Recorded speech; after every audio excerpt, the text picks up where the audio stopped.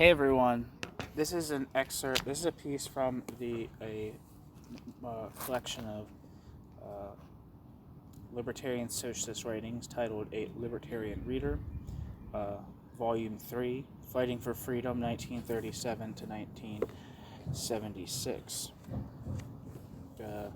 The blurb from the back says, "Libertarian was first coined in 1857 to summarize opposition to the authoritarian relations generated by the state, capitalism, and patriarchy, and the desire to end them. This anthology brings together libertarian writings from the next 160 years, all united by a love of freedom and seeking to change the world to allow every individual to flourish. Articles by thinkers and activists from all libertarian schools are included: anarchist, council communist, situationist, autonomist, guild socialist, and revolutionary syndicalists raise their voices in fighting for freedom. These writings will aid today's struggles against every hierarchy, whether political, economic, or social, and bring a free socialist society closer." This piece that I'm reading today is an excerpt from Voline's The Unknown Revolution. And here's a little introduction from the editor. Well, actually, there's a footnote before that, so let me read the footnote. This translation comes from Holly Canteen, Voline, The Unknown Revolution, PM, which is published by PM Press in 2019. I have a copy of that book. I haven't read it because it's fucking huge, but it's an important book. End footnote. In this classic account of the Russian Revolution, participant Voline sought to both analyze its failures and to show the social revolution which the Bolsheviks had destroyed. In this chapter, Voline explores the key differences between the ideas of libertarian and authoritarian socialism. Part 1, Chapter 1, Two Opposing Conceptions of Social Revolution. Our principal task herein is to examine and establish to the extent of our ability what is unknown or little known about the Russian Revolution. We begin by emphasizing a fact which, without being ignored, is considered only specifically in the Western world. This: in October 1917, this revolution entered upon wholly new terrain, that of the Great Social Revolution. Thus it advanced on a very special route which was totally unexplored. It follows that the subsequent development of the revolution assumed an equally new and original character. Therefore, our account will not resemble any of the existing histories of that revolt. Its general appearance, the factors it comprised, its very language will change, taking on an unaccustomed and singular aspect. We go on to another fact which is less well known and which for many readers will be unexpected. In the course of the crises and failures which followed one another up to the revolution of 1917, Bolshevism was not the only conception of how the social revolution should be accomplished. Without speaking of the left social revolutionary doctrine resembling Bolshevism in its political, authoritarian, statist, and centralist character, nor of several other small currents, a second fundamental idea, likewise envisaging a full and integral social revolution, took shape and spread among the revolutionary circles and also among the working masses. This was the anarchist idea. Its influence, very weak at first, increased as events widened in scope. By the end of 1918, this influence had become such that the Bolsheviks, who did not allow any criticism, nor any contradiction, nor opposition, were seriously disturbed. From 1919 until the end of 1921, the Bolsheviks had to engage in a severe struggle with the progress of this idea, a struggle at least as long and as bitter as that against reaction. We underline at this point a third fact which also is not sufficiently known.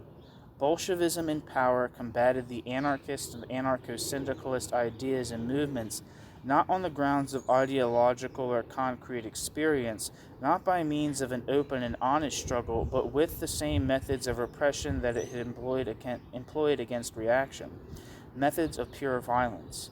It began by brutally closing the centers of libertarian organizations, by prohibiting all anarchist activity or propaganda. It condemned the masses to not hearing the voices of the anarchists and to misunderstanding their program. And when, despite this constraint, the anarchist idea gained ground, the Bolsheviks passed rapidly to more violent methods: imprisonment, outlawing, killing. Then the equal struggle between these two tendencies, one in power, the other confronted by power, increased and became, in certain regions, an actual civil war. In the Ukraine, notably, this state of war lasted more than 2 years, compelling the Bolsheviki to mobilize all their forces to stifle the anarchist idea and to wipe out the popular movements inspired by it. Thus, the conflict between the two conceptions of the social revolution, and at the same time between the Bolshevik power and certain movements of the laboring masses, held a highly important place in the events of the period embracing 1919 to 1921. However, all authors without exception, from the extreme right to the extreme left, we are not speaking of libertarian literature, have passed over this fact in silence. Therefore, we are obliged to establish it, to supply all the details, and draw the reader's attention to it. Here, two pertinent questions arise. One, when, on the eve of the October Revolution, the Bolsheviki rallied an overwhelming majority of popular votes, what was the cause of the important and rapid rise of the anarchist idea? Two, what exactly was the position of the anarchists in relation to the Bolsheviks, and why were the Bolsheviks impelled to fight, and fight violently, this libertarian idea and movement? In replying to these questions, it will be found easy to reveal the reader the true visage of Bolshevism. And by comparing the two opposing ideas in action, one can understand them better, evaluate their respective worth, discover the reasons for the state of war between the two camps, and finally, quote, feel the pulse, end quote, of the revolution after the Bolshevik seizure of power in October 1917. Accordingly, we will compare in a rough manner the two concepts. The Bolshevik idea was to build on the ruins of the bourgeois state a new, quote, workers' state, end quote, to constitute a, quote, workers' and peasants' government, end quote, and to establish a, quote, dictatorship of the proletariat, end quote. The anarchist idea was and is to transform the economic and social basis of society without having recourse to a political state, to a government, or to a dictatorship of any sort. That is, to achieve the revolution and resolve its problems not by political or statist means, but by means of natural and free activity, economic and social, of the association of the workers themselves, after having overthrown the last capitalist government. To coordinate action, the first conception envisaged a certain political power organizing the life of the state with the help of the government and its agents, and according to formal directives from the, quote, center, end quote. The other conception conjectured the complete abandonment of political and statist organizations and the utilization of a direct and federative alliance and collaboration of the economic, social, technical, or other agencies, unions, cooperatives, various associations, etc., locally, regionally, nationally, internationally, therefore a centralization, not political nor statist, going from the central government to the periphery, commanded by it, but economic and technical, following needs and real interests, going from the periphery to the centers, and established in a logical and natural way according to concrete necessity and without domination or command. It should be noted how absurd or biased is the reproach aimed at the anarchists that they know only how to, quote, destroy, end quote, and that they have no, quote, positive, end quote, constructive ideas, especially when this charge is hurled by those of the, quote, left, end quote. Discussions between the political parties of the extreme left and the anarchists have always been about the positive and constructive tasks which are to be accomplished after the destruction of the bourgeois state, on which subject everybody is in agreement. What would be the way of building the new society then? Statist, centralist, and political, or federalist, apolitical, and simply social? Such was always the theme of the controversies between them, and irrefutable proof that the essential preoccupation of the anarchists was always future construction.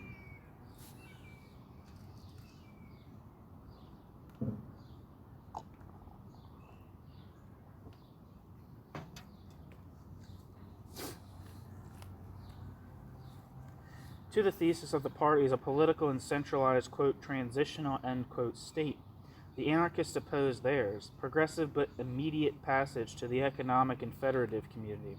The political parties based their arguments on the social structure left by the centuries and past regimes, and they pretended that this model was compatible with constructive ideas. The anarchists believed that the new construction required, from the beginning, new methods, and they recommended those methods. Whether their thesis was true or false, it provided in any case that they knew clearly what they wanted and that they had strictly constructive ideas. As a general rule, an erroneous interpretation, or more often one that was deliberately inaccurate, pretended that the libertarian conception implied the absence of all organization. Nothing is farther from the truth. It is a question not of, quote, organization or non-organization, end quote, but of two different principles of organization. All revolutions necessarily begin in a more or less spontaneous manner, therefore in a confused, chaotic way. It goes without saying, and the libertarians understood this as well as the others, that if a revolution remains in that primitive stage, it will fail. Immediately after the spontaneous impetus, the principle of organization has to intervene in a revolution as in all other human activity, and it is then that the grave question arises: what should be the manner and basis of this organization? One school maintains that a central directing group, a quote elite end quote group, ought to be formed to take in hand the whole work, lead it according to its conception, impose the latter on the whole collectivity, establish a government and organize a state, dictate its will to the populace, impose its quote laws end quote by force and violence, combat, suppress, and even eliminate those who are not in agreement with it. Their opponents, bracket, the anarchist, end bracket, consider that such a conception is absurd, contrary to the fundamental principles of human evolution, and in the last analysis, more than sterile and harmful to the work undertaken. Naturally, the anarchists say it is necessary that society be organized, but this new organization should be done freely, socially, and certainly from the bottom. The principle of organization should arise not from a center created in advance to monopolize the whole and impose itself on it, but what is exactly the opposite, from all quarters to lead points of coordination, natural centers designed to serve all these quarters. Of course, it is necessary that the organizing spirit, the men capable of carrying on organization, the quote elite end quote, should intervene. But in every place and under all circumstances, all those valuable humans should freely participate in the common work as true collaborators and not as dictators. It is necessary that they especially create an example and employ themselves in grouping, coordinating, organizing, using goodwill, initiative, and knowledge and all capacities and aptitudes without dominating, subjugating, or oppressing anyone. Such individuals would be true organizers, and theirs would constitute a true organization, fertile and solid, because it would be natural, human, and effectively progressive. Whereas the other, quote, organization, end quote, imitating that of the old society of oppression and exploitation, and therefore adapted to those two goals, would be sterile and unstable, because it would not conform to the new purposes, and therefore not be at all progressive. In fact, it would not contain any element of a new society, inasmuch as it would only alter the appearance of the old society. Belonging to an outdated society, obsolete in all respects and thus impossible as a naturally free and truly human institution, it could not maintain itself by means of new artifices, new deceptions, new violence, new oppression and exploitation, which inevitably would lead astray, falsify, and endanger the whole revolution. So it is obvious that such an organization will remain unproductive as a motor for the social revolution. It can no more serve as a, quote, transitional society, end quote, as the, quote, communists, end quote, pretend. For such a society must necessarily possess at least some of the seeds of that toward which it purports to evolve, and all authoritarian and statist societies possess only residues of the fallen social order. According to the libertarian thesis, it is the laboring masses themselves who, by means of the various class organizations, factory committees, industrial and agricultural unions, cooperatives, etc., federated and centralized on a basis of real needs, should apply themselves everywhere to solving the problems of waging the revolution. By their powerful and fertile action, because they are free and conscious, they should coordinate their efforts throughout the whole country. As for the, quote, elite, end quote, their role, according to libertarians, is to help the masses, enlighten the masses, teach the masses, give them necessary advice, impel them to take the initiative, provide them with an example, and support them in their action, but not direct them governmentally. The libertarians hold that a favorable solution of the problems of the revolution can result only from the freely and consciously collective and united work of millions of men and women who bring to it and harmonize in it all the variety of their needs and interests, their strength and capacities, their gifts, aptitudes, inclinations, professional knowledge, and understanding. By the natural interplay of their economic, technical, and social organizations, with the help of the, quote, elite, end quote, and in case of need, under the protection of their freely organized armed forces, the laboring masses should, in view of the libertarians, be able to carry the revolution effectively forward and progressively arrive at the practical achievement of all of its tasks.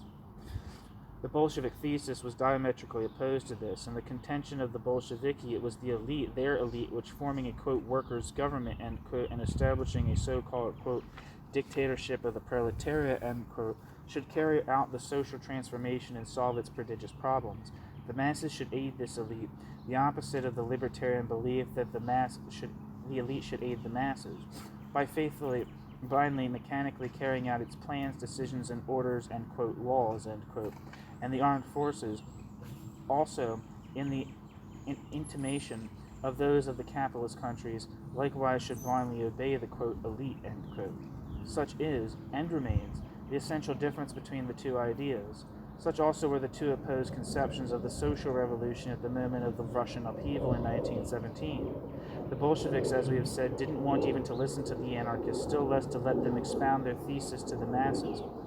Believing themselves in possession of an absolute, indisputable, quote, scientific, end quote, truth, and pretending to have to impose it immediately, they fought and eliminated the libertarian movement by violence. From the time the anarchist idea began to interest the masses, the usual procedure of all dominators, exploiters, and inquisitors. In October 1917, the two conceptions entered into conflict, which became increasingly acute with no compromise possible. Then for 4 years, this conflict kept the Bolshevik power on the alert and played a more and more significant part in the vicissitudes of the revolution until the libertarian movement in Russia was completely destroyed by military force at the end of 1921. Despite this fact, or perhaps because of this fact, and the lessons that it teaches, it has been carefully killed by the whole political press. It has been carefully killed by the whole political press. Thanks for listening. That has been Part 1, Chapter 1, Two Opposing Conceptions of Social Revolution from Voline's The Unknown Revolution, published in 1947, and contained in A Libertarian Reader, Volume 3, Fighting for Freedom, 1937 to 1976. Thanks for listening.